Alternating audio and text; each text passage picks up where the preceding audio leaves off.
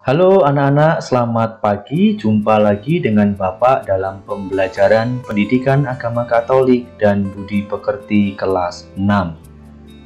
Pada hari ini kita akan belajar dengan materi Gereja yang satu, kudus, katolik, dan apostolik. Nah, baik anak-anak yang terkasih di dalam Kristus, sebelum kita memulai pembelajaran kita pada pagi hari ini, mari kita awali dengan berdoa. Dalam nama Bapa dan Putra dan Roh Kudus. Amin. Ya Yesus, sebagaimana Engkau telah memanggil para murid yang pertama, Engkau pun memanggil kami semua sebagai anggota gereja-Mu untuk mewujudkan iman yang satu, kudus, katolik, dan apostolik. Ajarilah kami untuk memahami panggilan-Mu serta mampu mewujudkannya dalam kehidupan kami. Demi Kristus Tuhan kami. Amin. Dalam nama Bapa dan Putra dan Roh Kudus. Amin.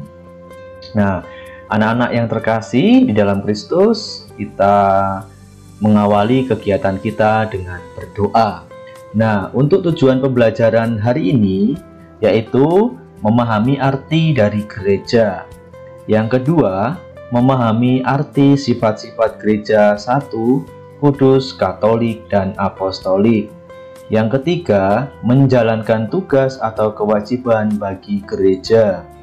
Kemudian yang keempat, merefleksikan sifat-sifat gereja dalam hidup menggereja. Nah, baik anak-anak, kita lanjutkan ya. Ada pertanyaan nih dari Bapak, apa itu gereja?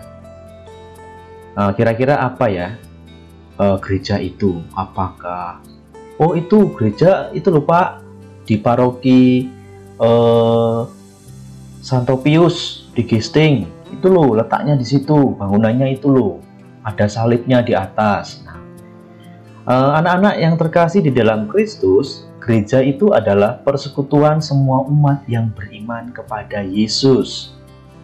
Nah, maka dalam gereja ada persaudaraan antar umat, ada doa bersama, ada perayaan Ekaristi bersama, dan ada solider dan peduli satu sama lain. Nah, ini contohnya ini ada digambar di sini ya, ada persaudaraan. Nah, ini di dalam gereja, di dalam gedung gereja ini kita lihat. Nah, ada persaudaraan, ada doa bersama ya anak-anak, dan tentunya dalam perayaan Ekaristi, serta ada solider dan peduli dengan satu sama yang lain. Itu arti dari gereja. Nah, anak-anak yang terkasih, untuk menjadi warga gereja, seseorang harus dibaptis. Nah, ia menerima 3 tugas gereja. Jadi, untuk menjadi warga gereja Katolik, seseorang itu harus dibaptis. Nah, ini gambarnya seperti ini ya. Ini kalau baptisan bayi. Nah, ia menerima 3 tugas gereja. Apa saja itu? Yaitu yang pertama, imam atau menguduskan. Yang kedua, nabi atau mewartakan. Dan yang ketiga itu adalah raja atau melayani. Nah, anak-anak yang terkasih, kita lihat bersama di sini ya. Tadi 3 tugas gereja. Nah, sebagai seorang nabi. Nah, tugas yang pertama yaitu sebagai seorang nabi, gereja Katolik harus mewartakan kebenaran Kristus. Nah, berikutnya sebagai imam terutama adalah dengan terus memberikan sakramen-sakramen sehingga gereja dapat terus membantu umat Allah untuk senantiasa memperoleh rahmat Allah. Nah, ada contoh, ada gambarnya ini ya anak-anak ya. Ini berikutnya yang ketiga yaitu raja.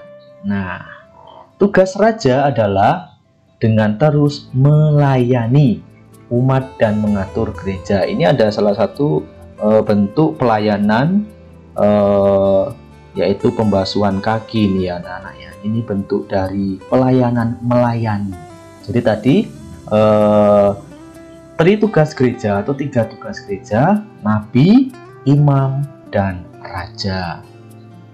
Nah, Mari kita lihat bersama anak-anak. Kita akan melihat sifat-sifat gereja. Tadi apa anak-anak ya? Sifat-sifat gereja itu ada 4. Yang pertama itu adalah satu. Nah, apa sih itu satu? Gereja merupakan himpunan umat Allah yang menjadi satu tubuh dengan Kristus sebagai kepalanya. Ini ada gambar ya di samping ini ya. Nah, Yesus sebagai kepalanya, kita ini sebagai anggotanya. Ini adalah kita lihat ada di sini, di badan semuanya ini ya. Nah, berikutnya contoh pengakuan iman yang satu dan sama, yaitu perayaan ibadat bersama, sakramen-sakramen dan taat pada persekutuan umat, termasuk hierarki. Nah, sifat yang kedua yaitu kudus. Nah, seperti apa itu sifat gereja kudus itu?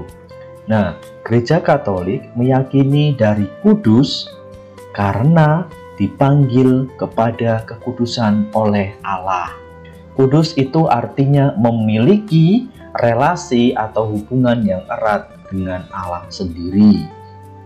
Contohnya, misalkan dalam penerimaan sakramen-sakramen seperti sakramen baptis, sakramen krisma, atau sakramen ekaristi, dan lain sebagainya. Ya, kudus itu artinya memiliki hubungan, memiliki relasi yang erat dengan Allah. Berikutnya, sifat gereja yang ketiga itu adalah Katolik. Nah, gereja memiliki ciri Katolik menjelaskan bahwa gereja itu utuh, lengkap, tidak hanya setengah atau sebagian dalam menerapkan sistem yang berlaku di dalam gereja. Misalnya, ini ya, perayaan Ekaristi yang dilakukan dengan tata perayaan yang sama di seluruh dunia. Jadi, di seluruh dunia tata perayaan Ekaristi itu sama. Ya. Kemudian gereja bersifat universal, yang berarti gereja Katolik mencakup semua orang yang telah dibaptis secara Katolik di seluruh dunia. Maka kata universal juga mau menjelaskan bahwa gereja Katolik tidak mempunyai sekte-sekte atau kelompok-kelompok. Nah, itu sifat gereja yang ketiga yaitu Katolik. Kemudian sifat gereja yang keempat yaitu apostolik. Apa itu apostolik?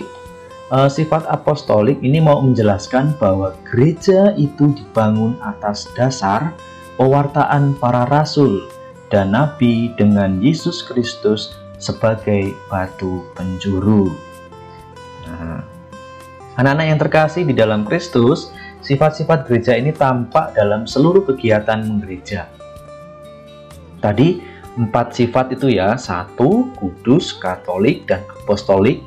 Ini nampak dalam kegiatan menggereja. Contohnya seperti apa?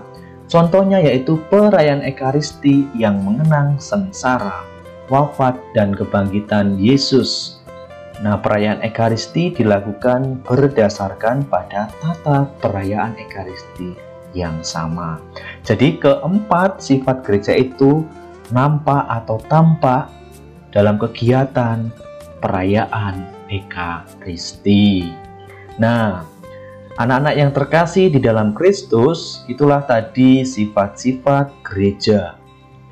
Apa tadi? Yang pertama, satu. Yang kedua, kudus. Ketiga, Katolik. Dan yang keempat, itu apostolik. Baik, anak-anak yang terkasih di dalam Kristus, pembelajaran kita sampai di sini. Nah, maka kita tutup pembelajaran kita pada pagi hari ini dengan berdoa. Mari kita berdoa. Dalam nama Bapa dan Putra dan Roh Kudus. Amin. Allah Bapa sumber cinta kasih, berkatilah kami agar mampu melaksanakan tugas-tugas kami dalam hidup menggereja. Semoga kami Engkau mampukan untuk mewartakan sabda-Mu dalam kehidupan kami. Demi Kristus Tuhan kami. Amin. Dalam nama Bapa dan Putra dan Roh Kudus. Amin. Baik anak-anak, terima kasih. Sampai ketemu di pembelajaran berikutnya.